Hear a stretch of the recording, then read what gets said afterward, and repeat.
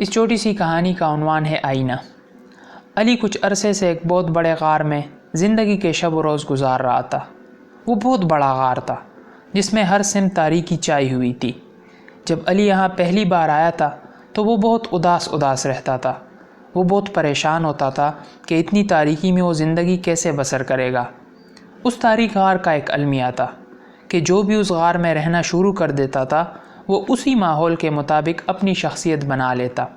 پھر اس شخص کو غار کی تاریکی پریشان نہیں کرتی تھی اور وہ تاریکی پر اس انسان کے لیے ایک عام سی چیز بن جاتی تھی۔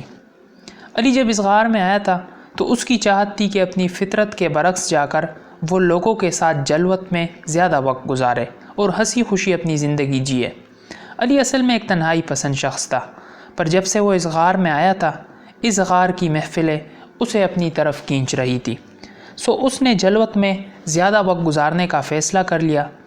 دن گزرتے گئے اور علی غار کے مکینوں کے ساتھ ایسے گھل مل گیا کہ اب کوئی یہ نہیں بتا سکتا تھا کہ علی اس غار کا حقیقی مکین نہیں بلکہ باہر سے آنے والا شخص ہے۔ علی نے غار والوں کی طرح رہنا شروع کر دیا تھا۔ وہ گانے سننے لگ گیا تھا، انگریزی فلمیں اور ڈرامے دیکھنے لگ گیا تھا اور اپنا زیادہ تر وقت غار کے مکینوں کے ساتھ گزارتا تھا۔ غار کی تاریکی جو ابتدائی دنوں میں علی کی اداسی اور پریشانی کا سبب بنتی تھی، وہ تاریکی اب علی کے لیے مر چکی تھی۔ علی ہو بہو غار والوں کی طرح بن گیا تھا۔ وقت گزرتا گیا اور علی نے اپنی زندگی کا 1 سال غار میں خوشی خوشی گزار لیا۔ لیکن اس کے بعد علی کے ساتھ جو کچھ ہوا ان واقعات نے علی کی زندگی بدل کے رکھ دی۔ غار میں اپنے دوسرے سال کے آغاز سے ہی علی عجیب قسم کی کیفیات محسوس کرنے لگ گیا۔ علی جب بھی غار والوں کی محفل سے اٹھتا اسے لگتا کہ محفل والوں نے اس سے کچھ چھین لیا ہے، کچھ ایسا جو اس کے لیے بہت خاص ہو۔ علی کو کیا پتہ تھا کہ اپنی فطرت کے برعکس جانے کے نتیجے میں محفل والے اس سے اس کا اپنا آپ چھین رہے ہیں۔ دن گزرتے گئے اور علی کی گھٹن میں اضافہ ہوتا چلا گیا۔ وہ تنہائی اس کو کاٹنے لگی جس میں وہ گھنٹوں نہایت سکون سے بیٹھا ہوتا تھا۔ گھٹن اور اضطراب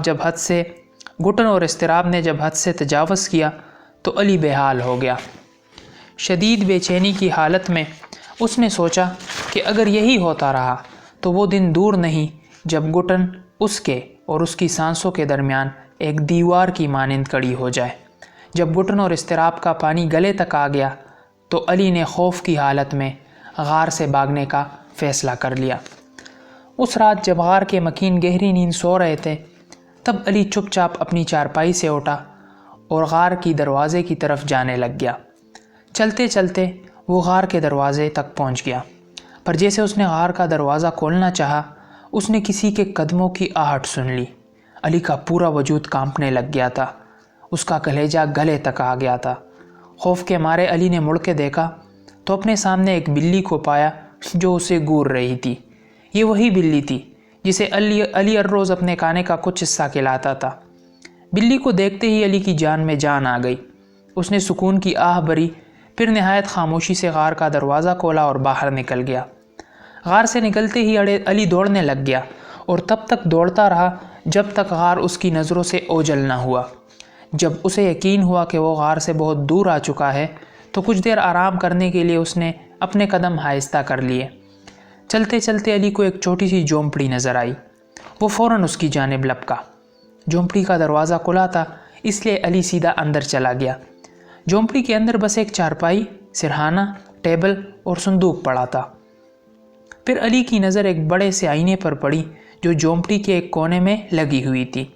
وہ آئینہ علی کو بہت پرکشش معلوم ہوا کیونکہ جب سے وہ غار میں گیا تھا تب سے اس نے آئینہ نہیں دیکھا تھا۔ علی سب کچھ چھوڑ کے آئینے کے پاس چلا گیا۔ آئینے میں اپنے آپ کو دیکھ کر علی کو خود سے نفرت ہونے لگی۔ اس کے سر کے بال، داڑھی اور مونچھیں حد سے بڑھ گئی تھی۔ اس کی آنکھوں کے گرد سیاہ حلقے آئے ہوئے تھے، اس کے دانت بہت گندے ہو چکے تھے، اس کا چہرہ بہت بے نور ہو گیا تھا اور اس کے کپڑے میلے کچیلے تھے۔ اپنی حالت دیکھ کر علی پھوٹ پھوٹ کر رونے لگا۔ علی اپنی ظاہری شکل و صورت کو دیکھ کر نہیں رو رہا تھا، بلکہ وہ تو اس لیے رو رہا تھا کیونکہ اسے اپنی گھٹن اور اضطراب کی وجہ معلوم ہو گئی تھی۔ آئینے میں اپنی حالت دیکھ کر علی سوچنے لگا کہ جہاں میرا ظاہر اتنا گندا ہو گیا ہے وہاں میری روح کا کیا حال ہوگا، جس کا خیال رکھنا میں نے ایک عرصے سے چھوڑا ہے۔ میری روح کو تو زنگ لگ گیا ہوگا، اور اسی زنگ کی وجہ سے غار میں میں گھٹن سے مر رہا تھا۔ یہ باتیں سوچتے سوچتے علی اتنا رویا کہ اس کے چہرے پر آنسو کی ندی بہنا شروع ہو گئی تھی۔ وہ کافی دیر تک روتا رہا۔ جب اسے ذرا آرام آیا تو اس نے پہلی بار اپنی دل کو کافی ہلکا اور نہایت پرسکون پایا۔ سکون کی آہیں بھرتے ہوئے علی نے یہ ٹان لی تھی کہ آج کے بعد وہ اپنی روح کو کبھی بھی بھوکا نہیں چھوڑے گا۔